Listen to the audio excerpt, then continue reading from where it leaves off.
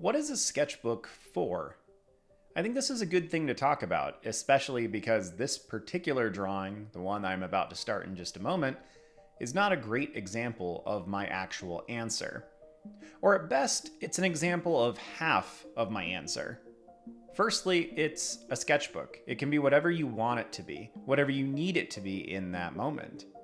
At a baseline, though, sketchbooks seem to be for one of two things: for exploration or for execution. That might seem simple, and there is certainly a chance that I'm wrong, or even that I will change my mind by the end of this ramble, so buckle in. In general, I find that sketchbooks are best utilized for exploration. The act of drawing, painting things you enjoy, studying to be better, trying new things out, or just having fun.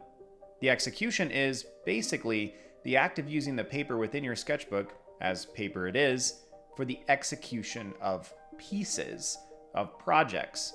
If you're growing up and you've done art school or art classes in your school, most of what your teachers assign are projects. You might have associated studies and things like that go along with them, but the end products, generally, the things that you turn in, the things that you give a client, the things that you would sell perchance, are projects. So this latter option, the option of execution, leads to a sketchbook which can either be a piece of art in and of itself, many of which we see on Instagram or on this platform en masse, or it can be a collection of fully rendered executed pieces.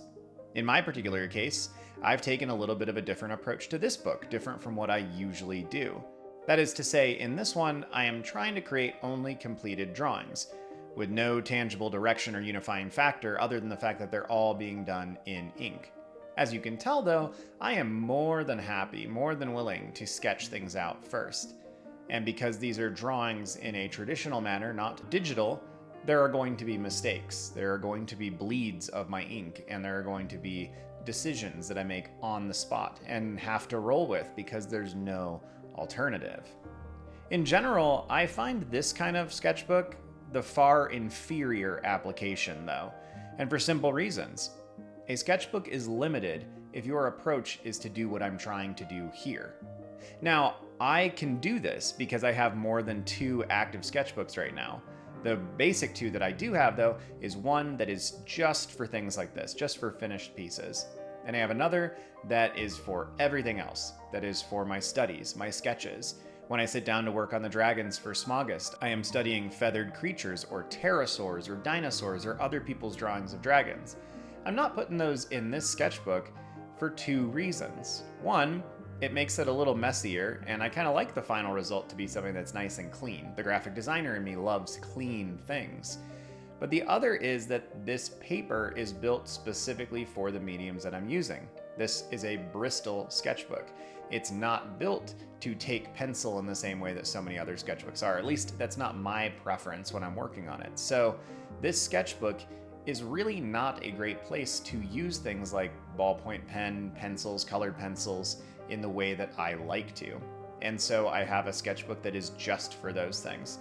And it often sits right alongside this one in my backpack. If I only had one sketchbook though, this would not be it.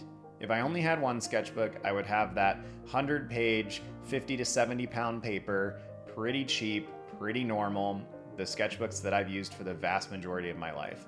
They have handled everything I have needed them to. The real advantage here is that in the past, I would buy nice paper, Bristol paper, either a pad of it or a sketchbook of it, and I would utilize the paper for individual projects. I would pull them out. And really, if you think about it, each of these drawings is that. Each of these drawings is a completed project.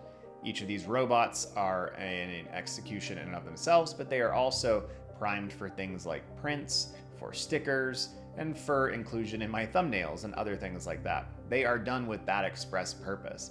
They're not really me exploring things. They're me having fun, but they're me producing an actual piece.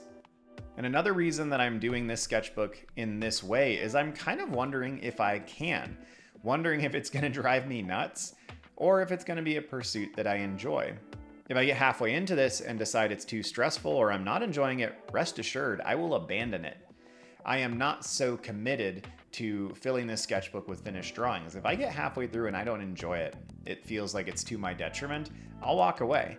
Because at the end of the day, it wouldn't be serving a sketchbook's purpose at that point in time.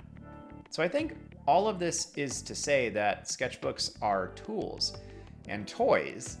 They are whatever you need them to be. I don't mean that in such a loose sense as to say that there is no definition for what a sketchbook is.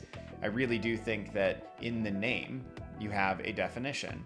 A sketch is a preparatory thing.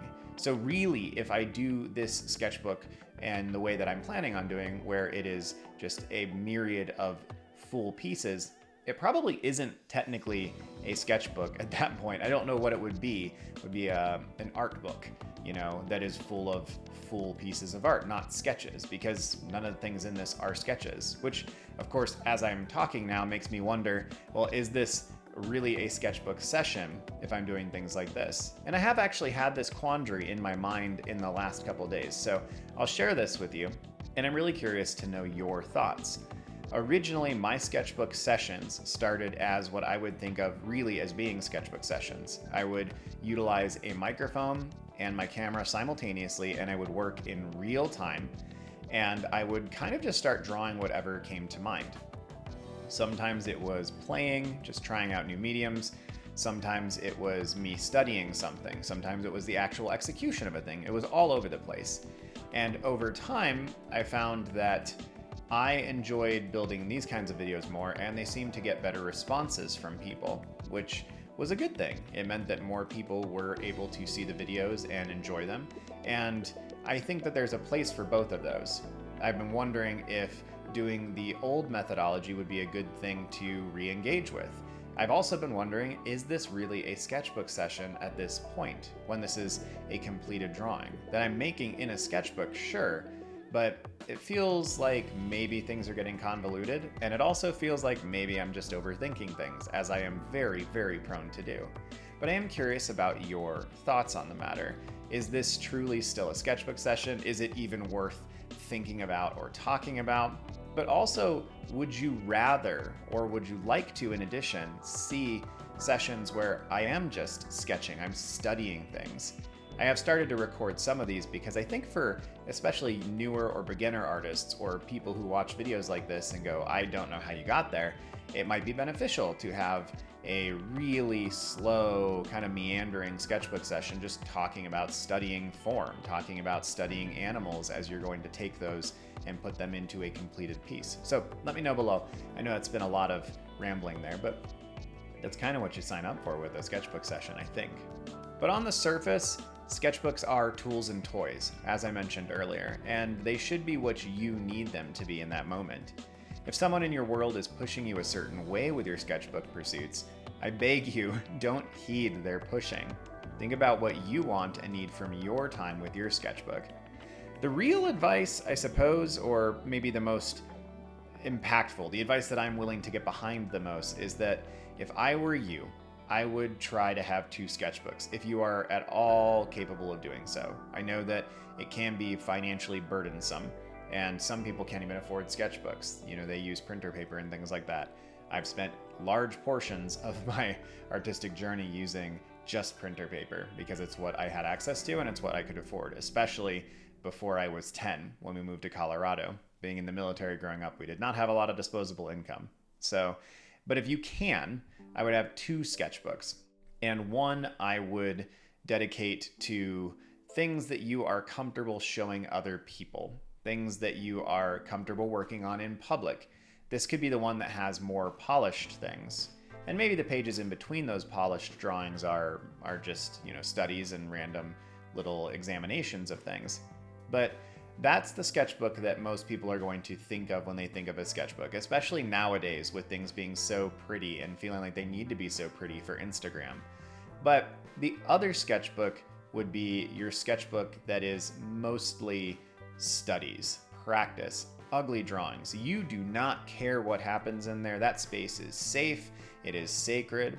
That's the sketchbook that I have sitting 3 feet away from me right now on my drawing desk. It is kind of an ugly sketchbook. Most of the interior of it's not particularly interesting because most of it's just studies of things. And it wouldn't be that fun for somebody to go through. If I was out in public and somebody's like, hey, let me see some of your drawings. It's like, cool, none of them are in here. This is a sketchbook full of sketches. I am prepping things. I don't worry about the drawings in that sketchbook being pretty. In fact, putting the time into making them pretty would actually be missing the point. Most of the time, if I'm sketching for something like this, let's just say, for example, that I was going to do a preparatory sketch for these little robots. I'm mostly working on shapes. I'm trying to figure out, like, okay, is this foreshortened in this angle? Is it foreshortened this way? What's the lighting going to be like? What's the composition going to be like? So those sketches are fast. I'm trying to figure things out really, really quickly. I'm basically trying to prevent myself from running into an issue or a crisis when I jump into the actual piece itself. That sketchbook is totally safe for me though. I have 70 pages in it already filled with nonsense. I'm not proud of the pieces in there, as they're not pieces. I'm proud of the work that has gone into it. And so that would be my big recommendation, is if you have the ability, keep 2 sketchbooks. Keep one where its express purpose is just to learn new things, to study new things. And if you're thinking to yourself right now, like, well, I don't really do that. I don't really practice things. I don't really study things. Then I think you know exactly what I'm going to say next, which is you should. And you should for a couple big reasons. As an artist, there is so much that you can gain from looking at different things that are aside from the normal stuff that you look at, the world around you. If I just look at the objects in my studio right now, there are so many interesting and cool shapes and forms in this space. But if I start drawing outside, looking at the animals, the plants, the mountains, the clouds, oh my goodness. And on a selfish standpoint, it's going to literally make your art better because you're going to be more well-rounded in what you're bringing into it. But on the other side, it's going to be good for you as a human as well. If you try to practice new things, learn new things, take in new things, your artistic style changes. It becomes more interesting, more unique. In a world where we are worried about AI, it gets lots of talking points right now on YouTube. And I try not to talk about it too much because frankly, I just don't care that much. But in a world where AI is able to replicate things that are so similar all the time, the more random and funky and weird and diverse your style is, the more interesting it's going to be. If we do end up in a world where most of the art that is online is AI generated, the quirkier work, the weirder, more human work is going to be the stuff that lasts the longest. And potentially the stuff that always lasts. I had a chance yesterday to go to a local art show, and I ran into an artist there. There was a lot of really, really good artists, but I ran into an artist there who's local, and he does mostly digital drawings that are kind of similar to mine, but they're done digitally and then they're fully colored. But quirky characters in slightly surrealistic environments. He's written a bunch of books and he's illustrated them. He's got some children's books. He has his work in large prints and small prints and stickers and in puzzles. And it was so cool to see what he's doing. He was so happy to be there, so happy to be working. And in this era where we are so worried as a community about things like that, it was just so good to see, like, this guy's making a living doing this and is having a blast. And I was thinking about his work and looking at his work and how quirky and funny it is and how much of the artist's touch is really visible in his work. You know, colors that aren't blended perfectly, old leftover lines from the undersketch, things like that. It's like this kind of stuff is going to take a long time for AI to replicate in any way. And it's never going to be able to replicate that situation. The sitting there, meeting the artist and talking to him and having that human connection. Because there were a lot of artists at this show. A lot of them had really good art, but he was the only one that I saw that had a line of people to buy things. And so it's very financially viable for him. People were attaching, people were really excited about it. So that's another thing too, is like, if you're in a scenario where you're stressed about that, just this little local art show that I went to, probably half the artists had sold a significant portion of the stuff that they brought. People still buy art. People are still interested in art. Granted, almost all of this was traditional, but the guy that I'm talking about right now was a digital artist. And when I asked him, I was looking at one of the big pieces, I said, what medium do you use for this? Because it looks like it's drawn and then digitized. And he's like, no, the whole thing is digital. I was like, really? Like, even these sketching lines here? He's like, yeah. He's like, it's Photoshop, and then I think he said Fresco. But that's the thing, is there is still a market for that kind of stuff. And it was just really lovely to see that in my little town here, that like, oh yeah, people are still buying and selling art and making livings doing it, or just doing it as a hobby and enjoying it.